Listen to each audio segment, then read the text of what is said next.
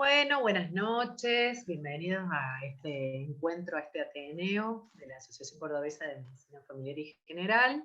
Esta noche nos encontramos en compañía del doctor Lucas Flores, que es médico urólogo, miembro de la Comisión Directiva de la Sociedad de Urología de Catamarca y de la Federación Argentina de Urología, para conversar sobre la disfunción sexual, pensando en que es un problema bastante frecuente en nuestra consulta, en el primer nivel de atención, y también para retomar o repensar algunas nociones. Nosotros intercambiamos muchos mensajes mientras preparamos esta conversación, donde, bueno, retomaba yo esta noción de que la sexualidad es un derecho y que, entendida como tal, uno debería incluirla en las entrevistas habitualmente, a veces por la noción de tiempo o esta cuestión, pero ¿por qué elegimos trabajar más allá de que la sexualidad es un derecho y que es importante en la vida, en las distintas dimensiones de las personas? ¿Por qué elegimos este tema? Y bueno, tiene que ver un poco con la prevalencia del problema, con que en general, con nosotros, con los médicos, con los y las médicas generales y de familia, las personas se sienten en confianza, tienen una relación a lo largo del tiempo, y muchas veces vienen a la consulta con este problema. Bueno, y hay que estar entrenados y poder dar ciertas respuestas, ¿sí? Entonces, lo primero que vamos a hacer, además de agradecerle a Lucas, es preguntarle si alguien quisiera contar alguna situación en particular que haya vivido en este último tiempo, o que quisiera plantear que le generó dudas. Si no, yo voy a plantear una situación clínica. Los micrófonos están abiertos. A ver quién se anima. Sí, hasta que se animen, les agradezco la invitación, chicas. La verdad que la doc Cecilia, la doctora Consuelo, con Consuelo hemos sido compañeros de la facultad, así que la conozco de hace como 30 kilos más o menos. Muy excelente compañera, excelente médica. Cecilia también, un amor, la conozco hace poco, pero la verdad que excelente las dos chicas. Un honor para mí estar compartiendo con ustedes. El agradecido soy yo por invitarme. Así que la idea con esto es que sea, bueno, sé que son todos colegas, son todos gente de trayectoria. La idea con esto es que sea algo descontracturado, podemos preguntar, pueden opinar, pueden interrumpir las veces que hagan falta, eso no hay ningún problema. La cuestión es que este sea una charla que no les aburra, o el tema de por sí no es aburrido, pero bueno, tiene sus partes también, ¿no? Yo creo que la mayoría hemos tenido en algún momento el tema de algún paciente con algún tipo de disfunción sexual en el consultorio. El tema quizá con el generalista, con el clínico, con el médico de familia, es un tema muy difícil a veces para el paciente poder tener una apertura con el médico, generar un vínculo tal que le permita contar ciertas cosas, ¿no? Entre ellas está el tema de la disfunción, no es fácil. Con el urólogo es un poquito más fácil porque, bueno, los urólogos tenemos esa cuestión como que ya va preparado el paciente, ¿no? Pero con el clínico no es tan fácil, no es tan fácil.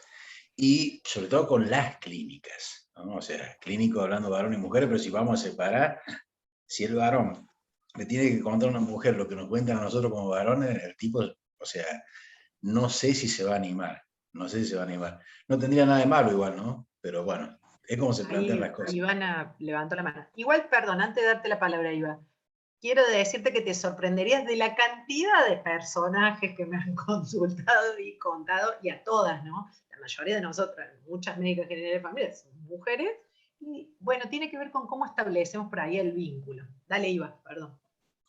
Bueno, hola, buenas noches. Esta consulta que voy a compartir es del vespertino del Hospital Nacional de Clínicas. Una consulta fue prepandemia, ¿no? Un adulto mayor de 80 años, un señor jubilado, que cuando salí al consultorio y lo llamé, como bien refería el doctor, bueno, vio que era mujer, y yo noté algo en su rostro, algo que no sabía hasta ese momento qué era. Bueno, pasa, tomé asiento, le pregunto a qué venía, y hizo como un silencio y me dice, tómeme la presión. Bastante, digamos, motivo de consulta frecuente en el adulto mayor que se quieren controlar la presión. Y la presión estaba alta, pero estaba como con taquicardia, ¿no? O sea, se había puesto notablemente nervioso. Así que le dije, me pregunta cómo está. No, le digo, está bien para estar delante de un médico. Hace mucho que no viene al médico y la verdad que desde que murió mi esposa, me dice. ¿Cuándo murió su esposa? Hace un año. Y me dice, yo no vine a que me tome la presión. Vine porque, como le decía recién, mi esposa murió hace un año y me fui a las chicas. Ah, le digo, bien. ¿Y qué le pasó? Y no pude, me dice. Le digo, ¿y cuántas veces intentó? No, fui ahí, no pude y me fui, dice. Lo bueno es que no me cobraron. Me dice, bueno. Le digo, ¿y usted quiere poder? Sí, yo quiero poder, pero no pude. Y no vengo a que me tome la presión. Bueno, le digo, ¿me quiere contar cómo es su familia? Bueno, empezamos a hacer este otro abordaje al que se refería recién Cecilia, para tratar de sacarlo de primero de que siga subiendo la presión y de su nerviosismo, ¿no? Bueno, me contó para cortar esto de ahora sí sigue el doctor, y en realidad era un duelo no resuelto y la imposición de los amigos de que al estar ahora solo tenía que ir a las chicas, ¿no? Él se refería así a trabajadoras sexuales, que él le decía a las chicas, bueno, y que al final no pudo, y era un tema que lo había puesto en común un fin de semana que había ido a jugar a las bochas, y que se le reían porque no había podido. Un señor de 80 años, pero que parecía de mucho menos, en muy buen estado físico.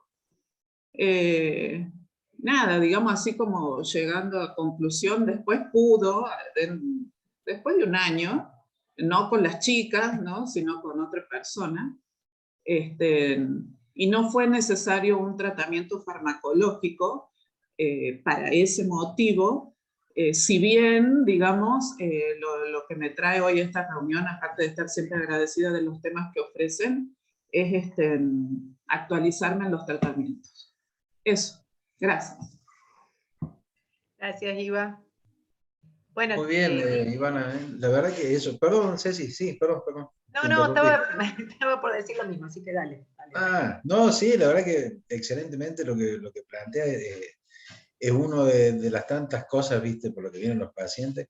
Y nosotros, bueno, en neurología, en realidad las consultas habitualmente son consultas muy cortas, a comparación suya.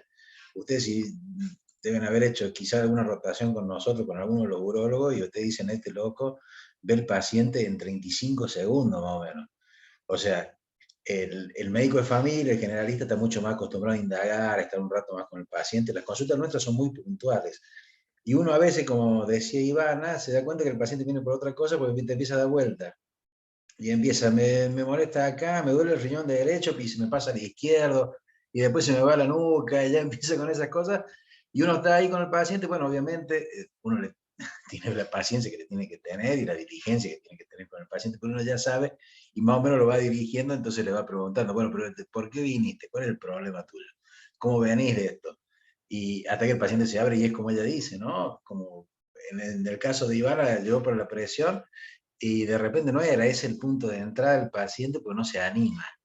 Y el otro tema, la presión que tienen algunos pacientes por las cuestiones de las amistades y todo lo demás, que son en realidad cuestiones, viste, del entorno, donde la presión hace que el paciente tenga que hacer algo que por ahí no tiene ni ganas, o no tiene deseo de hacer eso, de ir con la chica, con las trabajadoras sexuales, con el que sea, pero por presión va y obviamente el paciente, la persona esta no va a rendir, no va a rendir para nada, porque no lo está haciendo porque quiere, sino por una cuestión de presión.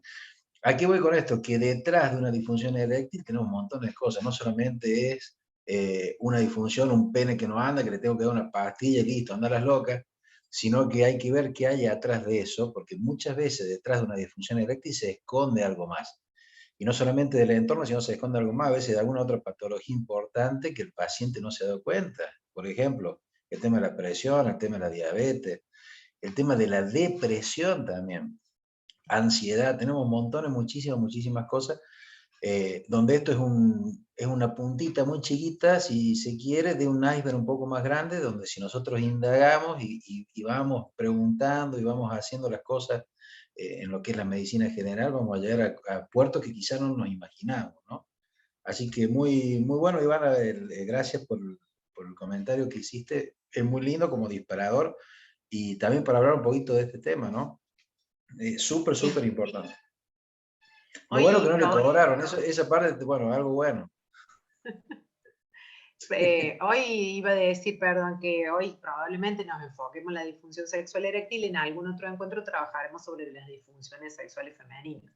Pero bueno, si no se nos iba a hacer muy largo, lo discutimos un rato largo. Sí, bueno. No, seguro. Para esto tenés muchísimo para hablar. Y en la disfunción sexual, bueno, tenés la disfunción sexual eréctil, tenés eyaculación precoz, tenés mix de las dos, tenés a veces pacientes, qué sé yo, con astenia generalizada o con alguna otra cosa. Bueno, se lo va estudiando a los pacientes, ¿no? Por ahí, ¿cuál sería uno de los puntos también de estas charlas que es bueno sacar? Que no es venir un paciente, viene, no se le para, toma amigo el Viagra, le da 2 o 3 muestras y chau, se acabó. Eso sería una cuestión muy simplista y yo creo que nosotros como médicos estamos para un poco más que eso, ¿no? O sea, más allá que quizás necesite la pastilla, lo que muchas veces vemos nosotros en el consultorio son pacientes con una carga de ansiedad muy grande o a veces con depresión, donde el trabajo en equipo es fundamental. Yo lo que recomiendo mucho a mis colegas es armarse un equipo de trabajo, el equipo de trabajo con el urólogo, con el médico de familia o generalista, con un psicólogo, pero gente que le guste el tema, porque como todo, hasta en la misma urología hay muchos urólogos que ciertos temas no les gustan, no le dan mucha importancia, no le dan ni cabida a los pacientes, pastillita y te vas, y que pase que sigue, ¿me entendés? No tiene que ser así. El tratamiento para el paciente, la medicina tiene que ser enfocada, esto lo saben ustedes mucho mejor que yo, enfocada en el paciente a veces queda como un gran olvidado en todo esto, y en la vorágine del día a día, ¿viste? Uno pierde la esencia de la medicina. Y fíjate vos, ¿no? Por una cuestión, el tratamiento para la disfunción eréctil, cuando una disfunción, o sea, la simple, es súper re fácil. Pero ¿qué pasa? Lo difícil es darse cuenta por qué el paciente está así y cómo podemos ayudar para ver la causa del paciente, si es que la llegamos a encontrar. A veces no la encontramos, pero bueno, por lo menos tenemos que intentar buscarla. Así que bueno, esa es una de las partes. No sé si se quieren aburrir un rato, empiezo con el power. Preguntemos si alguien más quiere plantear alguna situación. Ah, sí, perdón. Está bien. Sí. No, para esto de darle más encuadre, y si no, arrancamos. Hola, yo soy Camila. Hola, Hola, voy a Camila. comentar brevemente.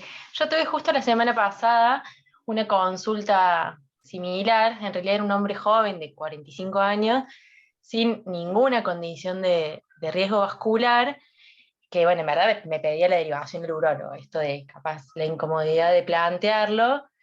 Yo indagué un poquitito más, y en verdad era un hombre que estaba en tratamiento por un accidente laboral, con una hernia de disco importante, una rotura meniscal importante, que no podía conseguir la erección en los últimos meses, venía de ser sexualmente muy activo, se detuvo mucho en explicarme que era muy activo, que también es como una muestra de masculinidad importante, y que le estaba trayendo muchos problemas de pareja, que su esposa le planteaba que estaba con otra, que tenía un amante, que estaba trayendo como muchos problemas a la familia. Él tenía una evidentísima causa emocional y física, no genital, digamos, por no conseguir la erección. Tenía dolor de espalda, dolor de rodilla, no se podía ni mover, pero necesitaba el reaseguro por parte del urólogo. O sea, no le alcanzaba necesitaba el estudio, necesitaba él buscar una causa orgánica que justifique, más allá del medicamento, necesitaba la causa orgánica, necesitaba un estudio que le diga qué era lo que estaba pasando. Entonces, esa complejidad que incluso muchas veces se traslada al seno de la pareja y de la familia, no solamente a la individualidad, sino que trae muchas veces como problemas conyugales y familiares, ¿no? Eso, breve. Sí, Y totalmente. tuve en la misma semana Sí. una consulta de una mujer, así que espero la próxima conferencia de disfunción femenina. Gracias, La Carmen. mujer es más difícil, ¿no? Con el tema del varón, lo que decís, Camila, que está buenísimo, el tema de que vienen, esa es clásica, ¿no? Vienen y la pareja le dice, es como que alguien lo vació afuera, ¿viste? Y se vienen con todo un problemón encima, con toda una mochila, con una carga, ¿viste? Psicológica terrible. Si eso le sumamos los problemas laborales, y más que esto es un círculo vicioso, porque el tipo va, no rinde en la casa, tiene de pelote, está estresado, y evidentemente en la segunda intencionalidad, para cuando vuelva a querer tener una relación, muy difícilmente eso funcione. Porque el tipo va a estar pensando que no se le va a parar, hablando así en criollo, ¿no? Y con eso, si el paciente está pensando que va a tener una falla en la cuestión sexual, cantado que la tiene.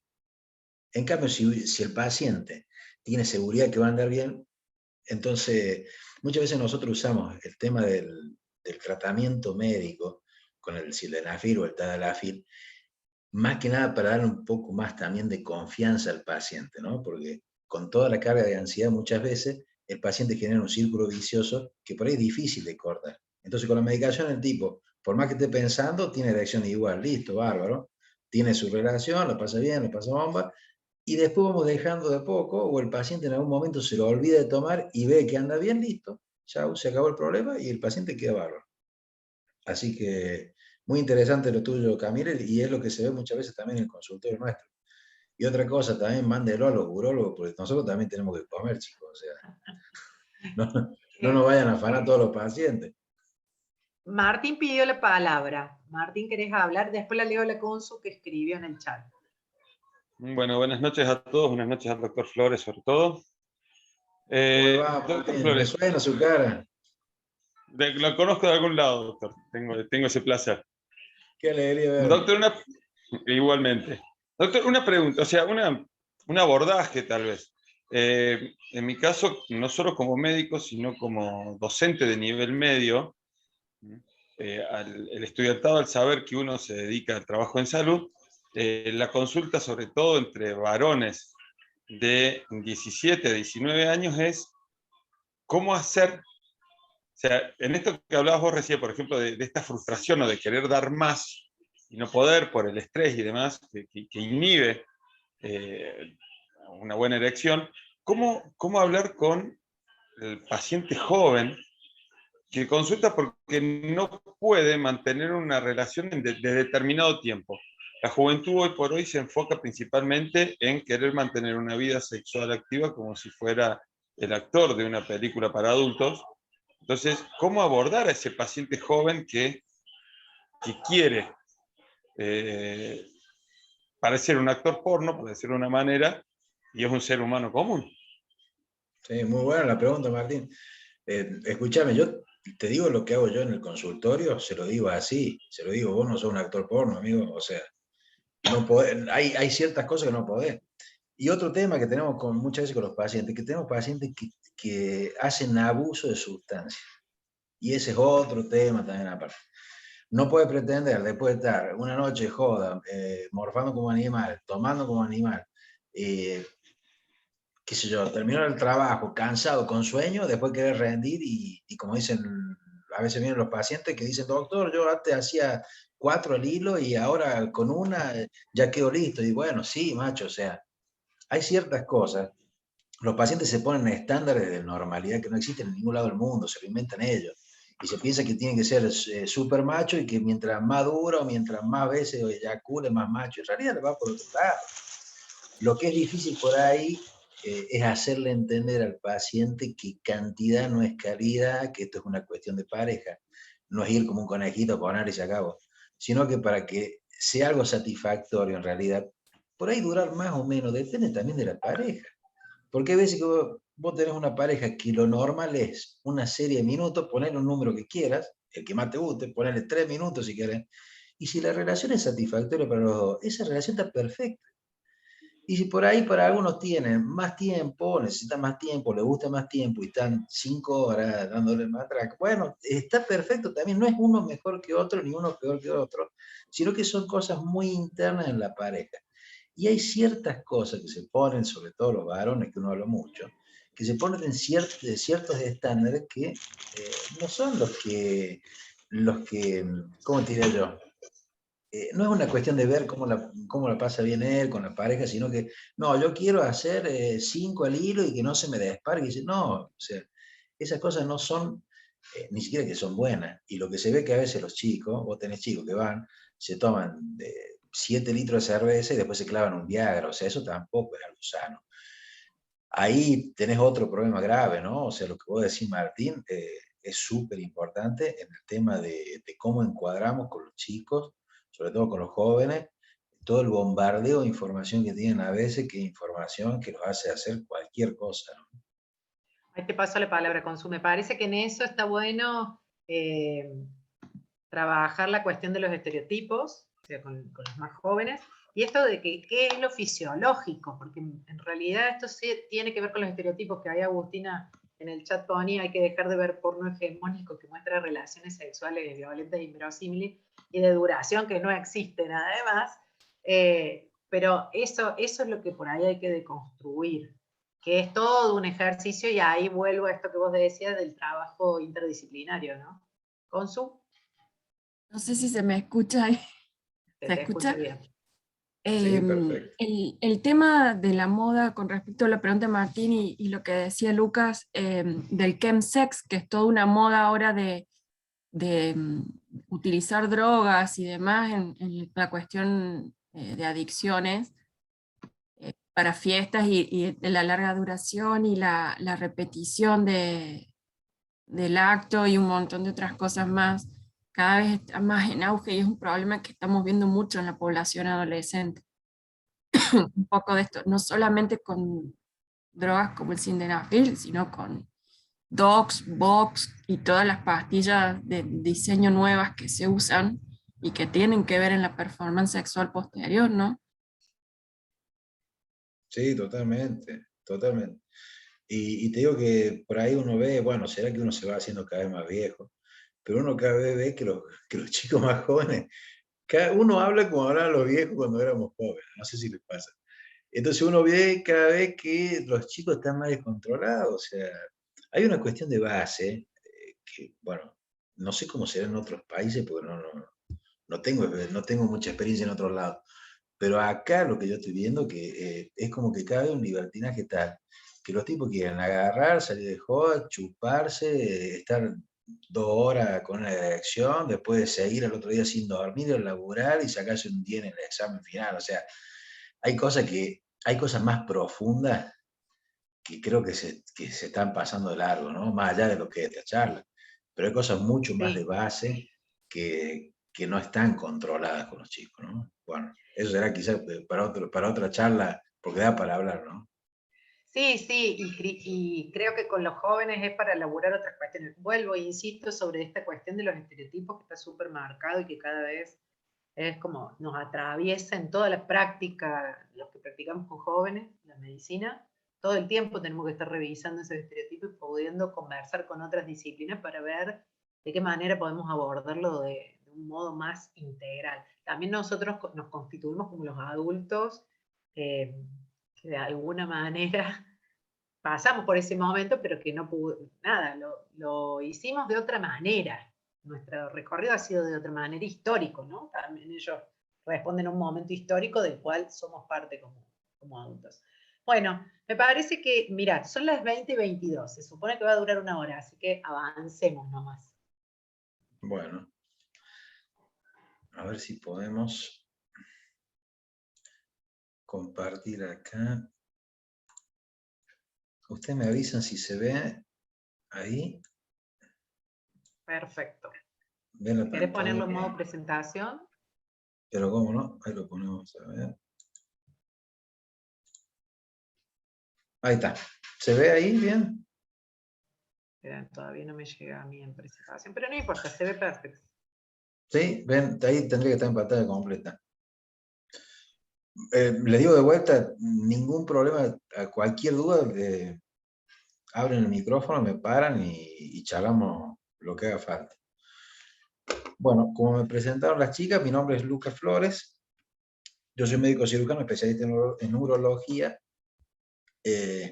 Mi lugar de trabajo actualmente es en Catamarca, yo me formé en Córdoba, estuve un tiempo trabajando allá en el Hospital San Roque, y después me vine para acá a hacer patria en esta provincia. Bueno, empezamos un poquito con lo que es la disfunción sexual eréctil. Hablamos un poco de la parte de definición. Es un problema muy común, es más, es el problema sexual más común que los hombres informan a su médico.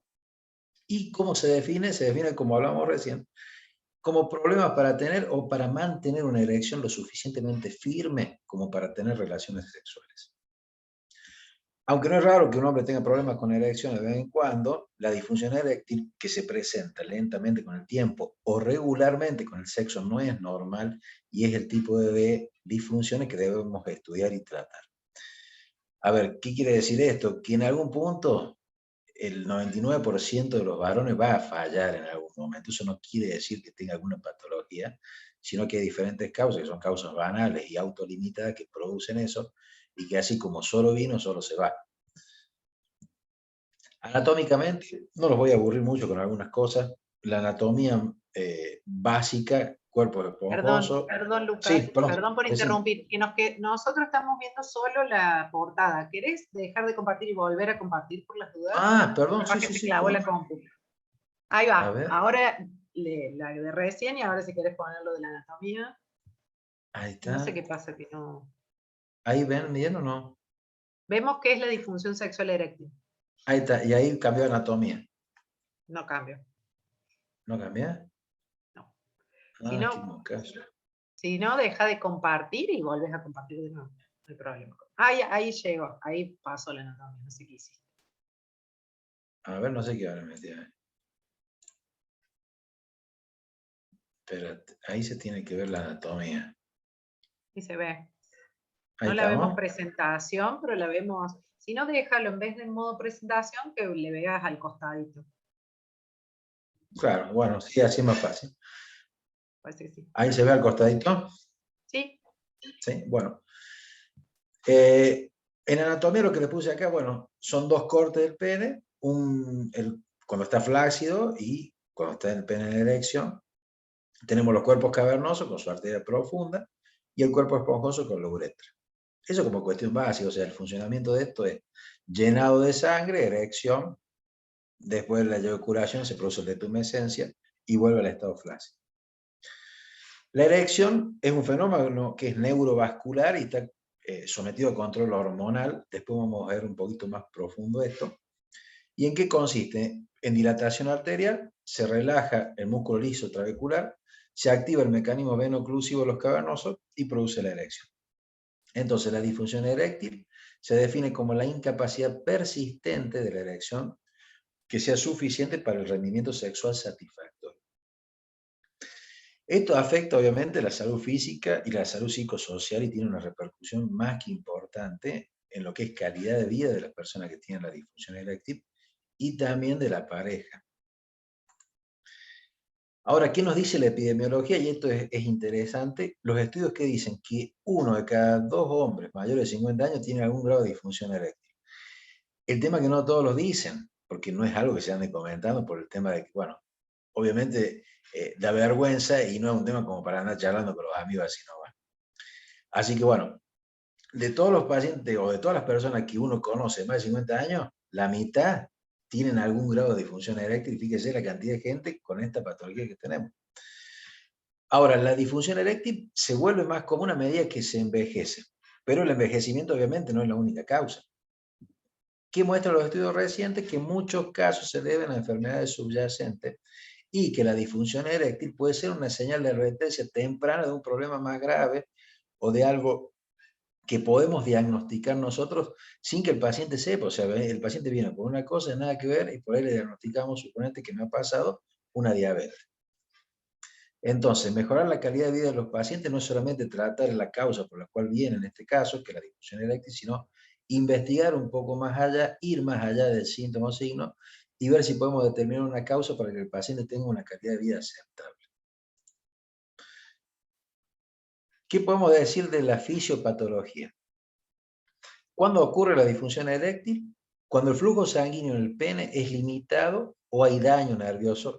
Creo que ahí vos, Consu, habías preguntado algo de un paciente con cirugía, ¿no? No la Sí. veo acá la pregunta. No, ya te la leo yo. La cosa había preguntado sobre un señor de 62 años, hipertenso, que iba a la consulta y en la conversación le dice que no estaba manteniendo relaciones sexuales porque había tenido una cirugía prostática y tenía temor de que le hubiera afectado la performance. Entonces Consu preguntaba, ¿es posible como secuela para tranquilizar a la persona que consulta por esta causa? ¿Es necesario pedir algún estudio? De ser así, ¿cuál? 30 preguntas. No, pero muy buena pregunta y muy buen planteo del caso.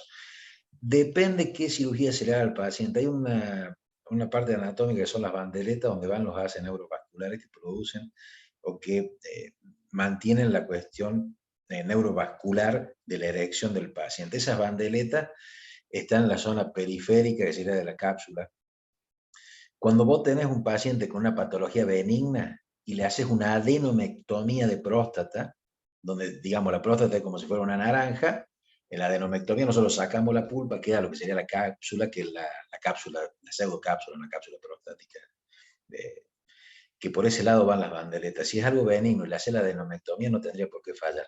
Ahora, si el paciente es un paciente, como vamos a ver en otros diapositivas, que tiene una cirugía radical oncológica por un cáncer de próstata, donde vos tenés que sacar la totalidad prostática, y donde a veces esas banderetas están comprometidas o no se pueden individualizar o no las puedes preservar, el paciente sí puede quedar con cierto grado de disfunción eréctil, más se ve. Así que está muy bien la pregunta, pero por eso, si ante la pregunta esta, la respuesta, así para ser puntual, si es por patología benigna, si es una adenomectomía, no tendría por qué tener problemas, pero si es un paciente oncológico, ahí ya cambia. Y no solamente también con el tema de la cirugía, sino a veces con el tema de la radioterapia, ¿no? Bueno, otras de las causas, no sé si más o menos respondí, Consulto. Bueno, otras causas súper común, y yo te diría de lo que vemos en el consultorio, la mayoría, si no es pura por estrés, tiene algo de estrés metido, porque la carga de estrés que tiene la gente hoy es una cosa impresionante. Estrés o razones emocionales. Y como decíamos antes, la disfunción eréctil puede ser advertencia temprana de una enfermedad mucho más grave. Por ejemplo, hipertensión, arteriosclerosis, enfermedad cardíaca, enfermedad metabólica, nefropatía, encefalopatía, psicopatía. De todo tenemos acá, lesiones medulares. Así que hay que hacer una buena anamnesis con el paciente. Los síntomas de la disfunción, ¿qué pueden incluir? O el paciente tiene erección y no dura lo suficiente, o en absoluto tiene una erección. Como la disfunción eréctil es una señal importante de advertencia de enfermedad cardiovascular, puede señalar algunos bloqueos del sistema vascular del hombre. Y lo que le había dicho, no me acuerdo quién había hablado del tema de la presión. Bueno, un paciente con presión alta, con un paciente hipertenso, que tenga alguna vasculopatía, tranquilamente puede tener relación con su disfunción sexual eréctil. Así que, cosa que por ahí muchos nos olvidamos, o por ahí no le damos la importancia que se merece. Bueno, esta cosita es bueno recordarla, ¿no? Algunos estudios, y esto miren qué interesante, demostraron que los hombres que tienen disfunción eréctil tienen mayor riesgo de ataque cardíaco, accidente cerebrovascular o problemas circulatorios en miembros inferiores. ¿Qué factores de riesgo tenemos? Bueno, son factores de riesgo comunes que lo sabemos todos con enfermedades cardiovasculares, que son sedentarismo, pacientes sedentarios, obesos, que fuman, con hipercolesterolemia, con síndrome metabólico, factor de riesgo cantado para disfunción eréctil. ¿Qué más tenemos como estudios recientes? Los varones que empiezan a hacer ejercicio presentan una reducción del riesgo. En el grupo de intervención que se interviene en el hábito de vida, sí. ¿Alguien preguntó algo?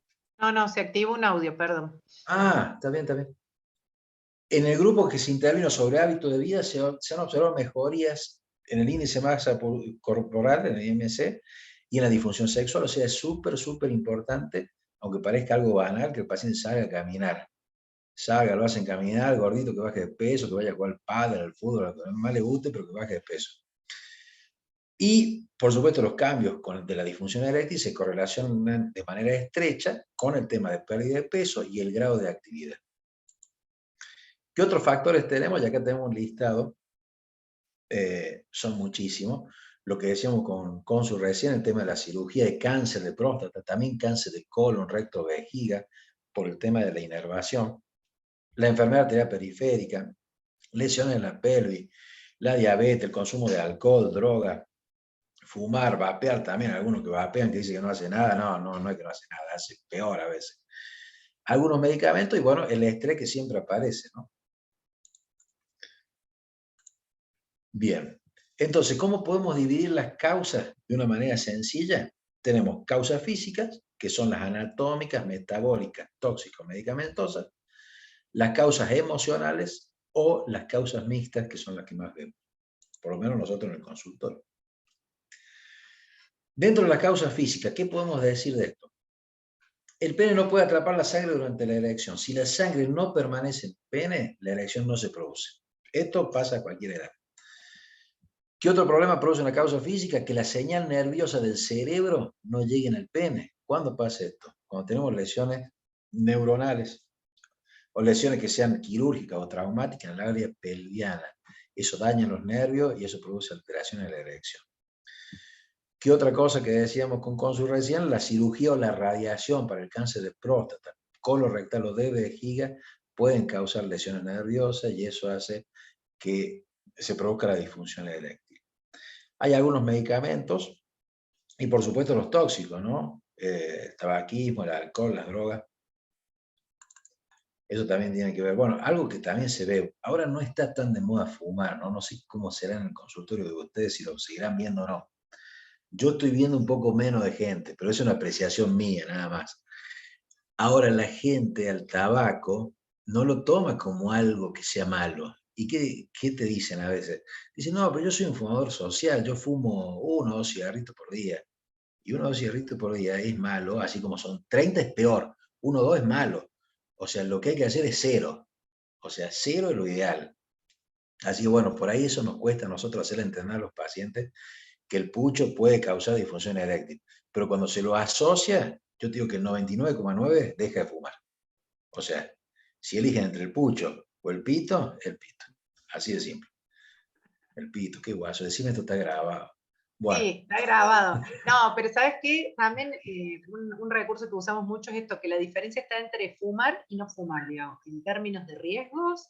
No importa si fumas 1, 2, 30, 60, obviamente que el que fuma 60 tiene peor riesgo, pero que la diferencia está entre fumar y no fumar, y ahí me parece que lo empiezan a comprender. No importa si es social, el cómo. Claro, pero viste cómo empiezan a hacerse como un autoconvencimiento de que no está mal, cuando en realidad está pésimo. Y bueno, es complejo, una conducta, es complejo. Bueno, no nos vayamos al tema, volvamos. Sí, perfecto. Bueno, un poquito entonces de causa, el tema del colesterol, las enfermedades renales, los desequilibrios hormonales, y acá me paro un poquito que el desequilibrio hormonal, eso también hay que trabajar con los endocrinólogos. Hay veces que es muy amplio esta cuestión, por eso yo vuelvo un poquito y soy insistente en el tema de tener equipos de trabajo. O sea, la recomendación mía es un endocrinólogo que sepa o que le guste o que esté habituado a este tipo de paciente. Y también colegas con los cuales el paciente pueda hablar libremente de lo que le pasa. Porque ¿qué ha pasado muchas veces? El paciente va a consulta, por ejemplo. Tenemos un psicólogo, ¿cómo se llama? Un médico familiar o generalista, y un endocrinólogo, y cuando va el paciente a cada uno de ellos, no le cuenta en realidad para lo que va. Entonces va al psicólogo y ¿por qué está? No, porque estoy nervioso, cuando en realidad está bien que se llegue a eso, pero lo que uno necesita es que el paciente, o por lo menos educarlo, decir, bueno, mira, anda y decile, comentale que lo tuyo es una disfunción eréctil. Pero darle la confianza y la seguridad al paciente de que el otro médico lo va a entender. Por eso que yo hablo de grupos de trabajo. O sea, no es que uno lo vaya a mandar como diciendo que lo manda cualquier colega, sino que es bueno conocer el colega con el cual uno está trabajando. Es lindo trabajar en equipo, el paciente termina súper agradecido. Bueno, ¿qué causas emocionales tenemos? De las que hablamos: ansiedad, depresión, conflicto en la relación en la casa, estrés. ¿Por qué? Por miles de cosas, qué sé yo, cultural, religioso, social, en la casa, en el trabajo, o lo que decíamos, el círculo vicioso de la propia preocupación del rendimiento sexual. O sea, la preocupación por andar mal hace que andes mal, y eso hace que te preocupes más, y eso hace que andes mal, y así no termina nunca más. Bueno, y así terminamos nosotros llorando, pobres hombres incomprendidos, y la mujer atrás toda enojada. Qué linda esta, me encanta esta No foto. defienda al grupo. Sí, Me quería hacer encanta una esta foto acotación. porque, no, pero ¿sabes por qué me encanta? Porque ves que se nota que somos tipos que tenemos sentimientos. Mirá cómo llora este tipo sin lágrimas. Sí, Bueno. decime, Ceci. No, que estaba revisando algunas noticias y la condición de la pandemia hacía suponer que claramente aumentaron los problemas vinculados a la sexualidad por cómo cambió esta cuestión, sobre todo en el momento del aislamiento, ¿no? Y no me parecía, está bueno como revisarlo, porque también es una cuestión a tenerlo en cuenta, de qué otras dimensiones uno debería trabajar para, no solo para que consulta, sino para tener incorporado preguntar sobre sexualidad, porque probablemente haya aumentado. Igual, había un reporte de unos colombianos que habían trabajado con una encuesta, pero solo habían incluido 135 personas, eran parejas heterosexuales, más mujeres que varones, donde ellos habían preguntado sobre cambios de deseo y una serie de cuestiones y no habían notado cambios, ¿no? Durante la pandemia, y respecto a la bibliografía previa no había habido cambios. Igual este reporte tenía fecha de octubre 2020, no la habíamos atravesado completamente, habíamos estado aislados 2 años más o menos. Pero eso sí está bueno para revisar y pensar, y con mayor razón incluir trabajar sobre la sexualidad, más allá de con los varones, con toda la población. No, sí, interesantísimo lo que decís. Y aparte, bueno, de toda la cuestión estresante que fue la pandemia, mucha gente empezó a estar más tiempo en la casa del que estaba antes. Entonces cambiaron muchísimas cosas. Entonces de repente el tipo estaba con la pareja, estaba todo el día pensando que le quería ver, le extrañaba, qué sé yo, y de repente el loco se encuentra que está todo el día. Bueno, para la mujer es igual, no te hablo del varón porque yo estoy del lado del varón. Pero que Claro. estás todo el día con la... Hay que convivir Pero, 24/7. no, pero totalmente, o sea, lo mismo que digo yo, para mí es lo mismo para mi señora y para, o sea, es lo mismo. Usted cámbiale en vez de varón, póngale mujer y es lo mismo. O sea, todas esas cosas, está buenísimo lo que me decía el trabajo. La verdad que no tengo datos de eso, pero estaría muy bueno para hacer un research de eso y ver, investigar, ver qué más hay, ¿no? Porque ciertamente te digo que me resultaría extraño que no haya habido cambios. O sea, Bueno, eso sí, a mí me sorprendió leerlo. Lo saqué de la sí. Sociedad Argentina de Sexualidad Humana. Lo estaba No, te veía, está revisando. perfecto. Digo que me llama la atención porque no es lo que me pasó a mí, pero bueno, eso es tema aparte. Ahora, Incluso en los post-COVID, dice Cons. mira, bueno, lindo para hacer para otra charla eso, pero mira, nos ponemos a actualizar lo que sea, ¿eh? Bueno, acá yo después les voy a dejar sé si vos tenés, te lo mandé en Sí, PDF el porque es un poco PDF. menos Sí. pesado. Después para que lo puedan leer, o sea, me pueden hacer preguntas, las chicas tienen el mail mío, o me mandan un WhatsApp, yo no tengo ningún drama. Ahora, acá está el listadito de todas las cosas que tenemos que pensar cuando viene un paciente con disfunción eréctil. O sea, nos acordemos que el paciente no es solamente un pene que tenemos que hacer que se ponga erecto, sino que es un paciente que puede tener cualquiera de todas estas cosas que vemos acá. O sea, muchísimas. Y hay otra cosa también que por ahí, yo no sé cómo estará con el tema del examen físico con los generalistas. Lo que yo veo mucho por ahí, con los clínicos sobre todo, es que no le revisan la parte genital al paciente. Yo entiendo, obviamente, es lo que decíamos antes, cuando el paciente va al urólogo ya sabe que le va a hacer bajar los pantalones, o sea, va con la cabeza ya preparada. No sé si va tan preparado para que el clínico haga eso. Entonces, por ahí es un poco más difícil, yo lo entiendo para la gente, para los que hacen la parte generalista de medicina de familia, es un poco más difícil con el paciente por ahí hacer el examen. Así, bueno, eso es algo que el examen físico para el paciente con disfunción eréctil es fundamental. ¿Por qué? Porque a veces el paciente no sabe expresar bien lo que pasa y hemos visto casos de pacientes que decían que no tenían buena erección cuando en realidad lo que tenían era una enfermedad de Peyronie con un pene que se le hacía una curvatura así, o sea, se le erectaba, pero se le doblaba, entonces no podía hacer, no podía penetrar. Y el paciente que le estaban dando sildenafil, le hacían licuado de sildenafil, que obviamente el paciente no iba a andar. Entonces, esas pequeñas cosas son las que hacen la diferencia con estos pacientes puntuales, ¿no? O sea, revisarlo y preguntarle bien al paciente. Eh, algunos, en algunas cuestiones les piden al paciente una foto del pene o sea, en erección y una foto del pene sin erección, para ver si tiene algún tipo de incurvatura o algo, porque bueno, el otro tema es tampoco va a ser el paciente hacer una erección en el consultorio, porque no da. Pero bueno, son cosas que por ahí si el paciente te dice, si el paciente te dice por ahí que tiene alguna desviación o algo, es importante el tema ese, decir, bueno, mira, cuando tenga erección te saco una foto de arriba y del costado. Agustina, Ivana, creo que... ahí le paso la palabra a Agus, pero Ivana nos escribía en el chat que dice que ella cree que es cuestión de práctica, esto de hacer el examen físico, de acostumbrarse a hacerlo y además para buscar lesiones de ETS, enfermedad de transmisión sexual. Agus. Perdón, y abordarlo con la misma seriedad que uno va a ocultar a alguien, ¿no? Porque supongamos que uno tiene que ocultarle la parte cardíaca a una mujer donde tiene los pechos, que es una zona pudorosa, pues bueno, ellos también tienen su zona pudorosa y uno como profesional le tiene que explicar lo que va a hacer. Y si en ese momento el paciente no está de acuerdo, será en la próxima, pero que entienda que es algo que nosotros tenemos que hacer. Exacto, tomarlo con naturalidad como cualquier otra parte del cuerpo que hay que revisar. ¿De acuerdo?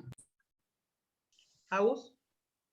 No, yo por ahí quería agregar bueno, que puse lo del porno. Estoy cocinando mientras los escucho, así que estuve escuchando todo, pero me tomé una pausa como para hablar un poquito de eso. Creo que más allá del abordaje que se hace en las personas con dificultades o disfunciones sexuales, vinculadas a la erección, a esta necesidad como absoluta que tienen los hombres heterosis muchas veces, ¿no? De llegar a una erección que tiene que ser máxima, como cuando tenían 20, y que eso les genera como mayor rendimiento sexual, que seguramente esté vinculado con un sistema en el que nos pondera al hombre masculino, ¿no? Y al hombre viril y al hombre potente. Hablo del sistema patriarcal, ¿no es cierto? Me parece que también está bueno abordar en las consultas, que muchas veces con las mujeres lo trabajamos y con los hombres lo relegamos un poco, la cuestión vinculada al placer, sobre todo en aquellas personas que tienen disfunciones sexuales o disfunciones eréctiles que son irreversibles o que son de más difícil resolución, por ahí trabajar el placer y sacar el eje del coito, ¿no? Y de la penetración, y por ahí también valorar, indagar qué otras formas, digamos, se pueden tener relaciones sexuales saliendo de este coitocentrismo, ¿no? Me parece que eso está bueno, trabajarlo, me parece que bueno, que el disfrute también puede venir por otro lado y no necesariamente vincular el orgasmo y el placer con como el rendimiento sexual de la erección y la eyaculación, ¿cierto? Me parece que eso está bueno trabajarlo, me parece que por ahí en los hombres, lo digo yo, capaz que soy mujer y que atiendo un montón de situaciones de hombres que consultan por ese tema, y por ahí le cuesta un poco cuando es una persona de otro sexo, que se autopercibe también como varón, abordar esa situación. A mí personalmente me es mucho más fácil trabajarlo con mujeres cis, y mujeres trans también, que con varones, ¿no? De preguntarle, bueno, ¿y qué otra cosa te genera placer? ¿Y cuál es, particularmente, cuáles son sus, cómo tiene sexo, digamos, básicamente, ¿no? Me parece que eso está bueno para un abordaje un poco más integral y despatologizar también una situación que a lo mejor muchas veces no va a ser la que era, ¿no? No va a ser la erección que tenía a los 20, no va a lograr la eyaculación como la lograba antes, ni con la misma potencia, y eso tiene que ver con la edad y con un montón de otras cuestiones. Entonces me parece que está bueno para despatologizar y sacarle un poco la carga, ¿no? Eso. Gracias, Agus. Consu Con- levantó la mano. Perdón, Consu, un segundo. Ivana puso esto de vinculado a lo que decía Agustina. Es muy importante lo que decís, Agus. Lo trabajo con adultos mayores que han tenido ACV, por ejemplo, o secuelados de algún tipo motor, para buscar opciones de placer. Consu. Yo un poquito sumarle lo que decía Agu, el tema de que eso hay que trabajarlo desde las adolescencias también. Yo muchas veces en el consultorio de adolescencia le pregunto a los chicos qué tan seguido se masturban, cómo se masturban, qué te dicen, y te abren por ahí los ojos como diciendo, ¿cómo me va a preguntar esto? Y sí, porque si vos no sabes qué te da placer, ¿cómo se lo vas a pedir a la otra persona? ¿Cómo lo vas a buscar ese placer? Entonces, creo que va más allá del adulto mayor y hay que traspolarlo ya desde las primeras, o sea, de la adolescencia temprana, ¿no? Decir, bueno, está bien que lo hagas en la privacidad, que te toque, que te guste, que sepas lo que te gusta, porque incluso a esa edad detectamos, en mi caso particular, detecto muchas patologías, incluso la erección durante el sueño, que es algo totalmente habitual y normal, hay muchos jóvenes que no la tienen, y ya desde ahí partimos a problemas futuros. Entonces, creo que hay que perder ese como pudor, ese tabú, y empezar desde de las juventudes y las adolescencias a decir, bueno, ¿qué onda? ¿Cómo estás? Y bueno, tenés erección cuando te levantás, y te masturbás, y cómo lo haces, o sea, en cualquiera de los géneros. No tiene por qué ser, yo lo hablo en el caso particular de los hombres porque estamos tratando disfunción eréctil, pero en la mujer también, ¿no? Es muy importante. Así que nada, un poquito sumarle eso a lo que decía Agus. Sí, totalmente. Y aparte, es súper interesante también lo que decía Agus, bueno, vos también, Consu, sobre el tema de todo lo que hay alrededor, ¿no? O sea, eh, minimizar la cuestión a la mera genitalidad es algo que genera también estrés, ¿no? Genera estrés, genera presión y genera muchas cuestiones que van más allá de la disfunción eréctil, porque bien decía Agustina, o sea, hay muchas otras formas también de lograr placer sin necesidad de que tengas una erección o una eyaculación. Pero bueno, no es fácil por ahí, ¿no? Porque primero por la carga que traen los pacientes, segundo porque, sí, bueno, y además te digo de que muchas veces los pacientes que no pueden mantener una erección son pacientes que han tenido patologías importantes, suponete una sección medular o una de esas cosas, que son pacientes que traen todo un bagaje de cuestiones arriba, que no es fácil llegar a que el paciente pueda entender por ahí de que no tener erección no es la muerte tampoco, ¿no es cierto? Si bien es súper importante. Yo creo que a la mayoría de los varones nos gusta tener la erección, nos gusta tener todo lo demás, pero no es solamente ahí. O sea, hay otras cosas también que se pueden sumar, como bien decía Agustín y como dice Consu, para tener placer, para que sea algo que sea de a dos, bueno, de a dos, de lo que quieran, pero la cuestión es que eh, a lo que quiero llegar es que no es solamente una penetración, ir, como dicen los chicos así vulgarmente, ir, ponerme, me voy. No, loco, no es así, porque así eso te va a durar muy poco. O sea, es más, te va a generar más trastornos eso y después te va a traer mucho más problemas en todas las cuestiones. Así que eso, bueno, está buenísimo. Charlarlo, verlo. Ustedes tienen una visión muchísimo más integral que nosotros, eso es real.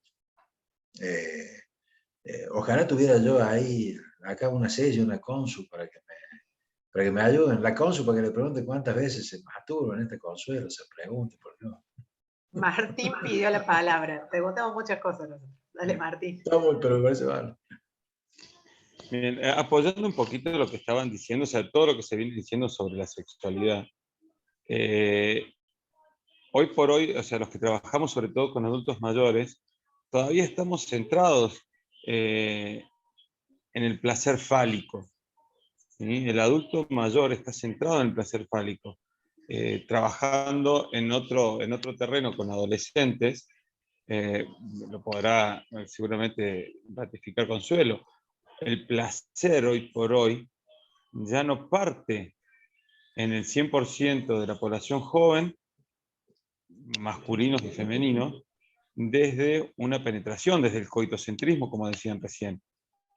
Entonces, yo creo que la disfunción sexual eréctil hoy por hoy es un problema de aquellos más 40 que todavía venimos con una conciencia, con una costumbre del coitocentrismo, donde la penetración, una buena erección, una buena eyaculación y perdurar en la cama termina siendo el punto central del placer. Yo trabajando con adolescentes he descubierto que para ellos el placer sexual no solamente se basa en la penetración, ya sea en relaciones heterosexuales u homosexuales, en relaciones, como decía Lucas, de 2, de 3 o de más. Ya hoy por hoy tenemos la suerte, aquellos que vamos a trabajar a futuro, que vamos a poder hablar de una sexualidad distinta. Y para desgracia de los urólogos, van a ir perdiendo la consulta seguramente exclusiva de la disfunción sexual eréctil. No te creas, algo vamos a encontrar, Martín. No nos vamos a dejar ganar, ¿eh? Siempre van a existir los diabéticos, Lucas, quédate tranquilo. Sí, seguro. Claro, bueno, pero bien, Martín, pero excelente, pienso igual. Bueno, hay muchas cosas, esto tiene, atrás de esto, bueno, uno se fija, ¿no? Viene un paciente porque no se le para y te lo dicen así, y atrás tantas cosas que tienen, que por ahí uno se sorprende, ¿no?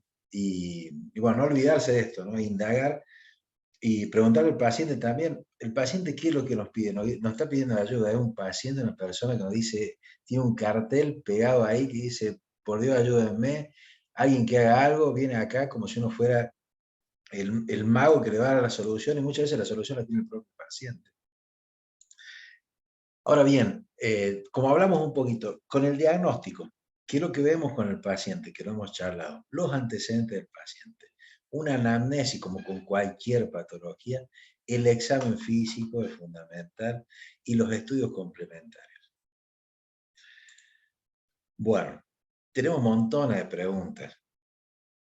No me voy a detener mucho en esto, pero bueno, tenemos muchas que ya le hemos hecho. Por ejemplo, ¿qué medicamentos toma el paciente? Primero, ¿consume droga? ¿No consume droga? ¿Fuma? ¿Vapea? ¿Qué fuma? ¿Cuánto fuma? Lo que decíamos con Ceci. ¿Cuánto alcohol toma? ¿Tuvieron radioterapia o cirugía? ¿Tiene algún otro problema urinario? ¿Tiene otro problema de salud? Bueno, en general. ¿Cuánto tiempo tienen los síntomas? ¿Cómo empezaron? ¿De golpe? ¿Lento? El tema de la erección, que hablaba Consu, ¿se despierta de la mañana con erección o no? Si tiene erección, ¿son firmes? ¿No son firmes? ¿Qué tan difícil es la penetración? Otro tema es el impulso sexual o la excitación, y también de ahí el tema de la astenia que tienen muchos pacientes. Otra cosa, las erecciones dolorosas, un capítulo aparte, pero también hay que preguntarlo. El tema del estrés, insistimos con el estrés. La ansiedad, la depresión, si hay alguna psicopatología que tenga el paciente, o si está tomando un medicamento que le está dando a algún profesional de salud mental. Y la otra, la cuestión, esta pregunta es qué tan satisfecho está con su vida sexual, o sea, qué satisfacción tiene, usted es feliz, se siente bien, se siente mal, ¿por qué se siente mal? ¿Qué es lo que le trae mal? Que no se le para, que en la casa, no sé, muchas veces que dice, bueno, sí, no tengo erecciones, bueno, bárbaro, pero a mí lo que me molesta es que, no sé, que mi mujer no me escucha, bueno, y cuando mi mujer no me escucha ya no me dan ganas de estar con ella, y bueno, ahí está el problema, ahí está la cuestión. Entonces hay cosas que tenemos que saber nosotros con nuestros pacientes, que son mucho más profundas. Y el tema de la relación de pareja, sí, fundamental. Y hay que saber si hay algún cambio o algo. Realmente uno muchas veces trabaja con este tipo de pacientes y hace más de psicólogo que de médico, que no está mal, que está bárbaro, y es algo que tenemos que practicar también con estos pacientes la paciencia, porque también uno tiene que ser paciente con el paciente, escucharlo, mirarlo, no estar con la compu ahí escribiendo como si fuera uno una máquina, cuando el paciente nos está contando, nos está diciendo cosas que para él son súper importantes, y nosotros lo menos que podemos hacer es mirar a los ojos y decirle, bueno, a ver, macho, acostate, contame un poquito mientras te reviso, decime qué te pasa, como decía Ceci, qué te pasa, contame qué es lo que te anda pasando, qué es lo que te preocupa, y con eso podemos sacar muchísimas cosas, ¿no? Si no, después también hay pacientes que le da 50 kilos de pastilla y el tipo no anda, y va a decir, ¿por qué no anda? Bueno, porque el problema no está ahí, el problema está en otro lado.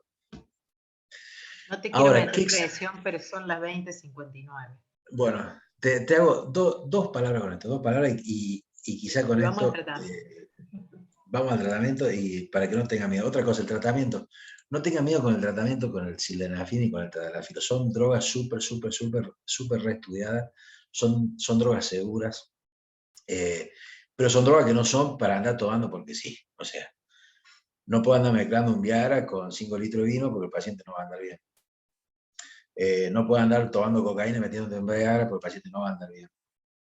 Y otra cosa, el paciente tiene que tener un buen estudio antes que nosotros empecemos el tratamiento con el sildenafil o el tadalafil. ¿Qué quiere decir esto?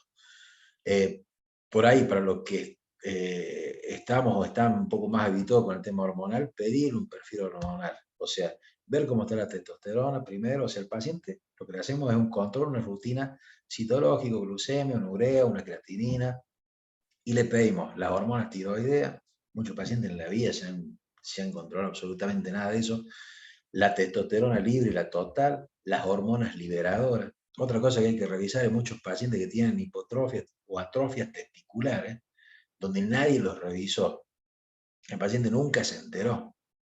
Entonces viene años con tratamiento fallo con el paciente que tiene, por ejemplo, una disfunción testicular, o tiene un hipogonadismo, o tiene un montón de otras cosas. Martín levantó la mano. Sí. No sé por Martín.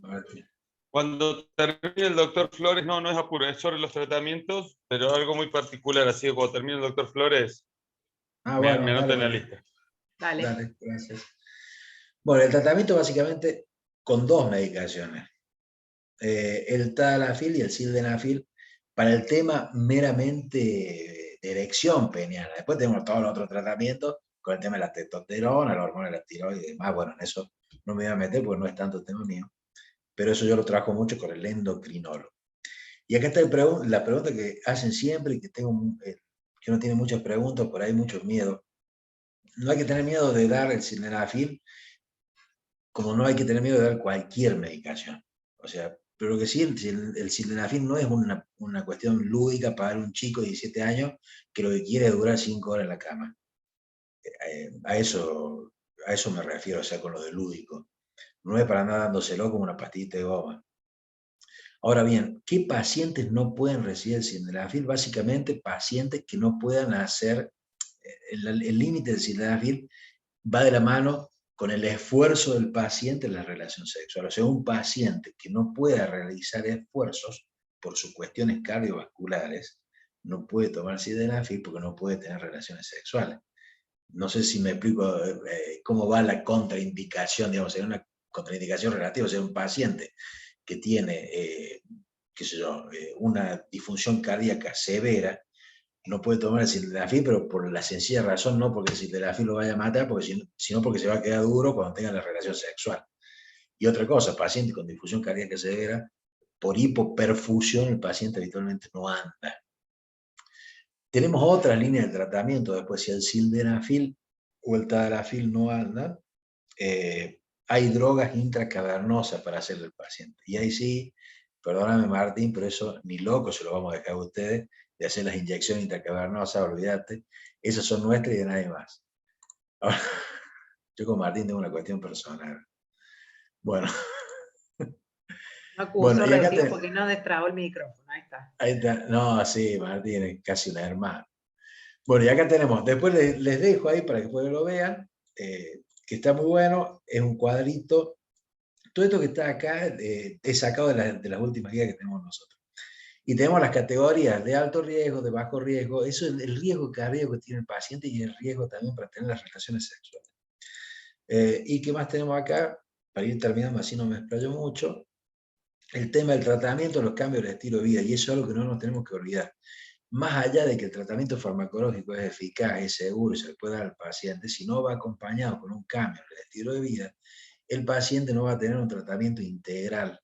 ¿Qué quiere decir esto? No me sirve a mí tener un paciente obeso, sedentario, que tenga una buena erección, porque el paciente va a terminar con muchísimos otros problemas y nosotros nos perdemos la oportunidad de poder evitar que ese paciente a la larga tenga otros inconvenientes, por ejemplo, lo que vemos mucho con la diabetes.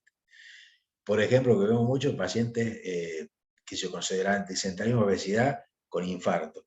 Entonces a mí no me sirve un tipo que yo sé que se infarta en 2 o 3 años, darle sildenafil y no darle bolilla a la cuestión de todos de los cambios en el estilo de vida, o sea, mantener el peso saludable, que deje de fumar, que mejore el hábito alimenticio, que duerma más. Bueno, y la consideración de tratamiento, eso también se las dejo, que es lo que hablamos recién. Y hay algo que está totalmente contraindicado, que eso les quería mencionar antes que terminemos, los nitratos son los que están totalmente contraindicados con los inhibidores de la fosfodiesterasa. ¿Por qué? Porque causan descensos que no son previsibles de la presión arterial y puede causar una hipotensión. Y como esto muchas veces lo toman los pacientes de edad avanzada, entonces son pacientes frágiles y no nos podemos dar el lujo de que anden con hipotensión o se anden con cambios que no son previsibles en la presión arterial. Así que bueno, nada, con eso los dejo con esta fotito re linda, súper, de la bananita contenta y la bananita triste, claro. Bueno, nada, gracias chicos por la Esperá, no te atención. vayas, no te despidas, que No, no Martín me voy. quería contar algo. Acá termina la charla formal del Power.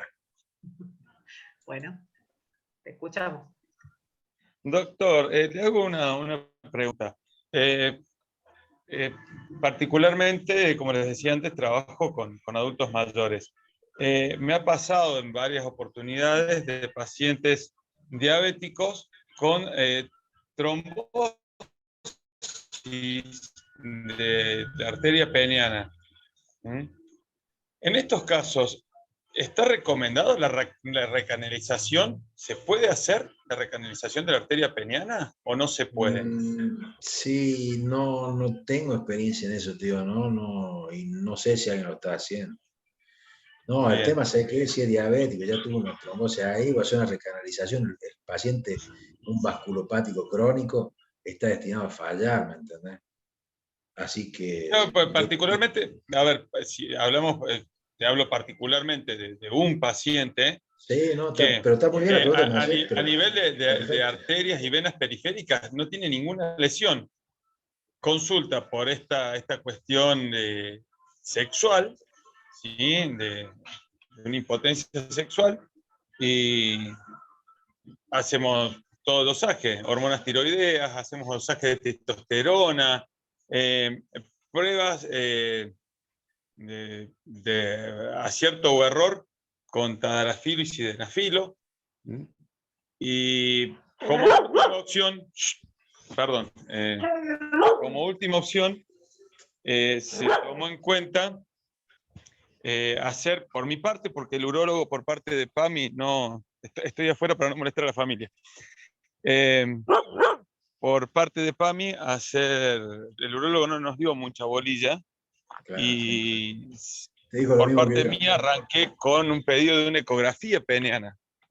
Sí, está bien, bueno, ahí le puse. Está muy bien lo que voy a decir, Martín, y es más, el tema de la ecografía peniana que mide la velocidad de flujo no se usa, o sea, no es de uso habitual, ¿entendés? Los urólogos no estamos muy acostumbrados a eso. Y es más, digo, yo que hago ecografía peniana no son muchas las que hago. ¿Por qué? Bueno, porque Claro. tenés varias cosas ahí.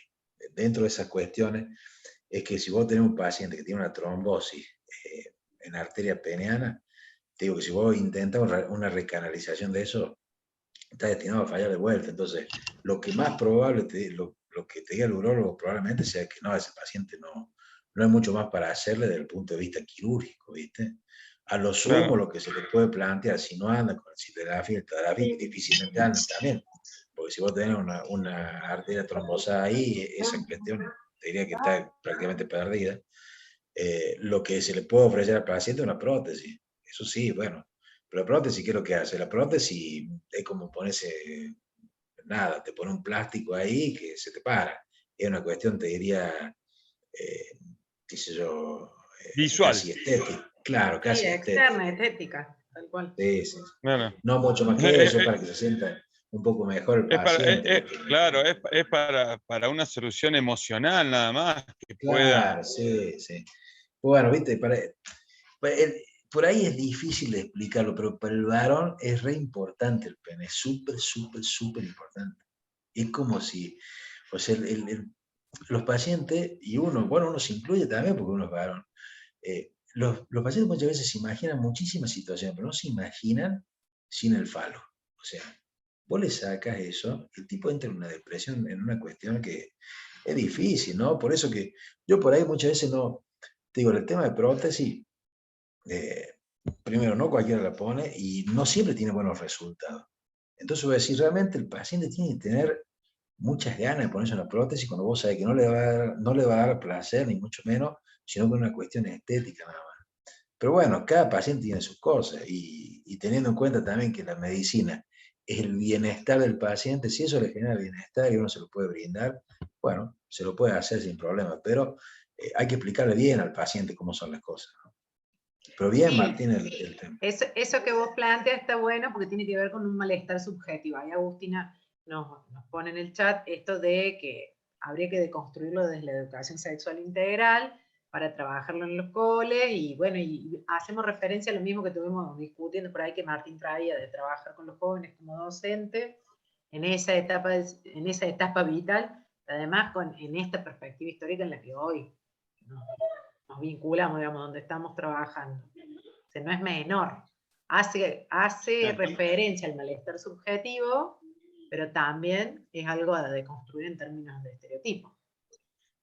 Estamos Sí, hablando sí, que también. principalmente, como decíamos antes, esta disfunción sexual hoy la vemos en pacientes mayores de 50 años que todavía no hicieron esta desconstrucción sexual.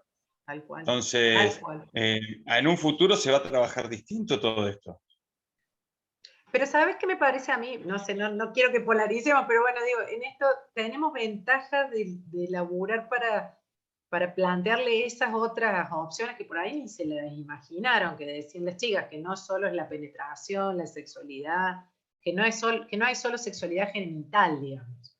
Capaz que Sí. con la herramienta que aprendemos de los jóvenes, o con lo que nos van contando los jóvenes, también nos ayuda para acompañar de otra forma a los adultos mayores. Sí, no, sí, aparte es verdad lo que vos decís, o sea, reducir el tema sexualidad, genitalidad es demasiado básico.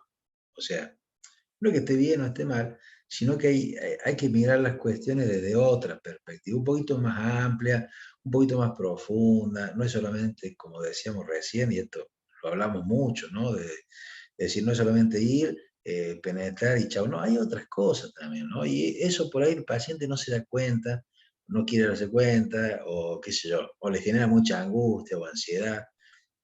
La cuestión es también de los grupos de amistades o de qué presiones tiene el paciente, habla mucho de estas cosas, ¿no?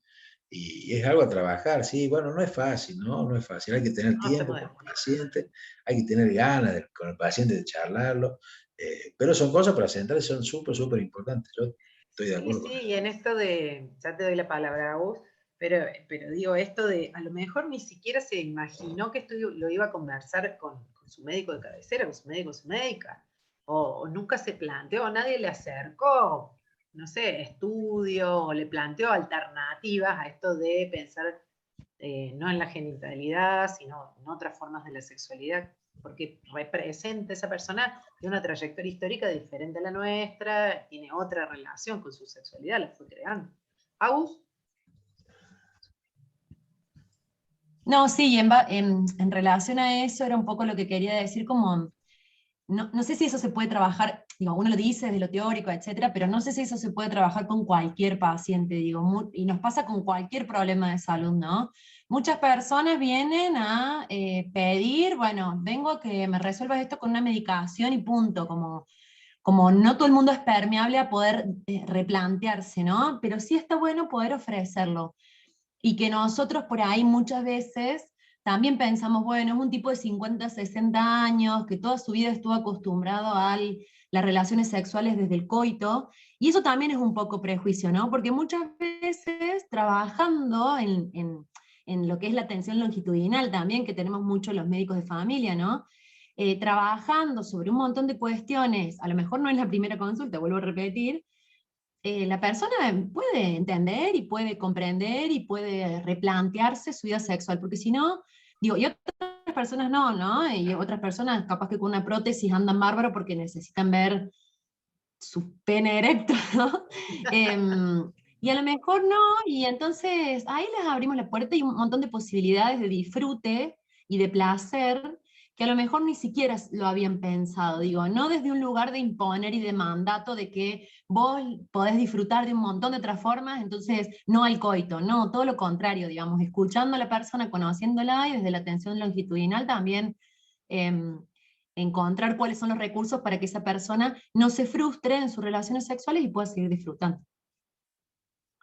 Sí, clarísimo, Agustín, eso. Y lo que vos decís, es que es muy interesante con el tema, la sexualidad es tan personal que lo que por ahí para uno es placentero, para el otro es totalmente displacentero. Y son cosas que, como decís, Agus, sí, totalmente, hay que hablar con el paciente, ver qué expectativas tiene, darle las opciones, hacerle ver, por ahí muchas veces el paciente está muy encasillado en alguna cuestión que necesita que uno como médico le dé cierta tranquilidad, le dé algún panorama diferente. O sea, yo muchas veces lo tomo como que el paciente vos le tenés que limpiar un poco los lentes para que él pueda ver un poco mejor. Y el paciente, por ahí muchas veces charlando nada más, con una charla como la que tenemos ahora, el paciente se va mucho más tranquilo y no le hace falta ninguna pastilla, y gracias a Dios no tiene diabetes, y bueno, y quizá con eso nomás el tipo va y después rinde bárbaro y es feliz, bárbaro, y nos trae un chancho como nos pasa a nosotros, y todos contentos, pero No nos pasa a nosotros, ¿eh? no les traen nada a ustedes, ¿no? Aquí va, ¿no? Y eso es otro tema. A ti Es nos re regalan, injusto. pero no chancho. De- Después vamos a hacer otra charla para ver por qué los urólogos reciben tantos regalos, la verdad Claro, que yo no lo exacto. explico. O compartan, sería.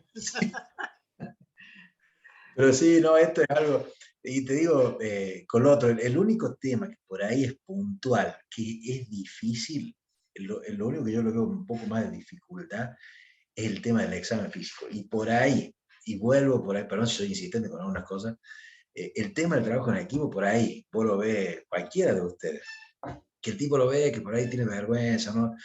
O genera un buen vínculo y el tipo no tiene ganas que lo revisen, ¿entendés? Y dice, bueno, listo, vaya al urólogo, yo trabajo, vaya al que usted quiera, yo particularmente trabajo con, no sé, Lucas Flores, él le va a hacer el examen tranqui. Entonces usted ya tiene un urólogo de confianza, donde el paciente va y el urólogo le puede hacer el examen. Y de paso nosotros, si tiene la edad que tiene que ya tener los otros controles, vamos y le hacemos. De paso, ¿no? Bueno, eso también es otro capítulo. Otro tema. Bueno, ya son las 9:15, estamos todos cansados miércoles. Muchísimas, pero muchísimas gracias, Lucas, por este rato. No, pues sí, le agradecido soy yo. La verdad que para mí es una felicidad muy grande estar acá. Y les agradezco a ustedes la invitación. Ya saben, para lo que necesiten. Ya estamos enviando por mail el PDF con la presentación para que se queden tranquilos.